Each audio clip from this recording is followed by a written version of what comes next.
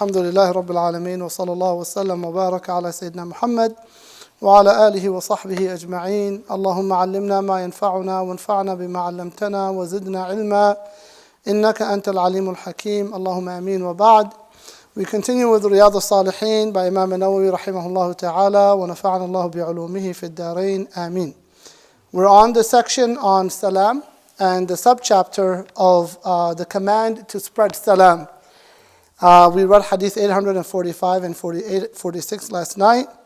We learned that the tahiyyah, the greeting of salam, is a divine greeting taught to us by Allah Ta'ala to Adam alayhi salam.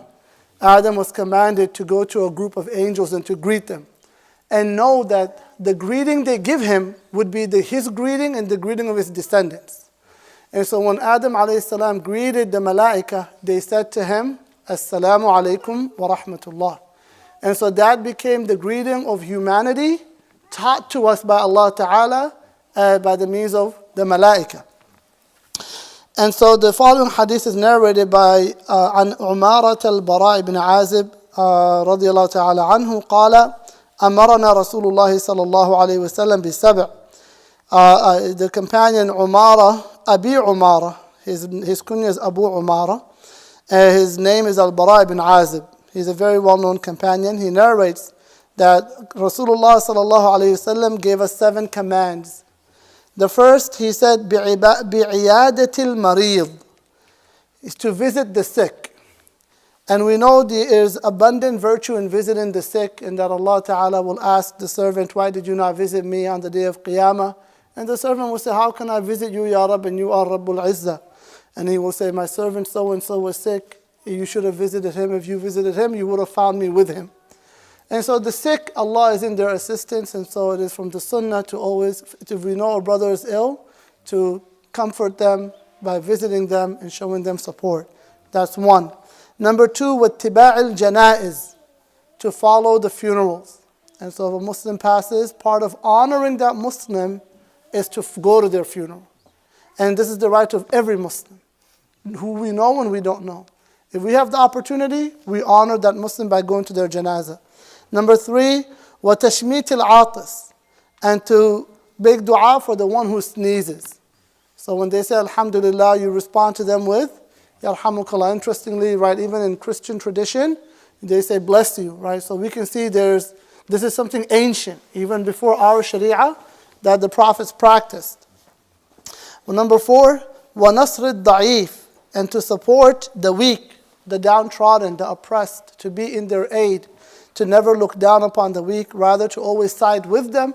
As you know, the Prophet ﷺ, he said, seek me among the weak. Seek me among the downtrodden. That's my group of people. You will find me with them. And so the downtrodden, they have a status with Allah Ta'ala that the rest of society does not. And so to always be in their aid. Number 4, وَعَوْنَ الْمَظْلُومِ, to support the oppressed. So the da'if is the one who's weak, the mazloom is the one who's oppressed. So da'if is someone like an orphan, someone who's considered from the lower class. Mazloom is someone who's being oppressed by another person, regardless of their social class. But somebody's committing an injustice to them. If a Muslim you see is in need of support, regardless of who they are, because oftentimes people will align themselves with others based on other relationships, tribalism, family ties, right? And if this person is from that group or this tribe or this family, well, we can't speak up against them because they're from this or they're close to us, so we have these ties. And we know the Quran is explicit, right? You have to be just, even if it's against your own self or against your parents or against your own tribe and your own community. Justice is something that cannot be compromised regardless of relationships. And we know, subhanAllah, the corruption that exists in society and within the Muslim community, how tribalism, nationalism, family ties, and so on oftentimes results in the oppression, even with women oftentimes. Right? This also happens. Oftentimes women are suppressed, and when they speak up, they're dismissed as being emotional. And this is something that happens very often in community, and we have to be very careful. If someone is the mazloom, we must stand with them regardless of who they are, what their role is. If they are oppressed objectively, they are deemed to be the oppressed person, the Muslim will stand with them. وَإِفْشَاءِ السَّلَامِ, to spread the salam. وَإِبْرَاءِ الْمُقْسِمِ, and to fulfill our oaths. muttafaqun alayh. This is a hadith narrated by Bukhari and Muslim.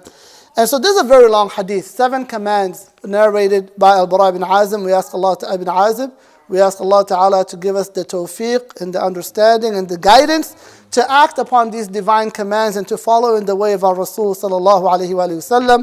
Allahumma ameen wa jazakumullah khair wa sallallahu wa sallam wa baraka ala Sayyidina Muhammad wa ala alihi wa sahbihi walhamdulillahi rabbil alameen.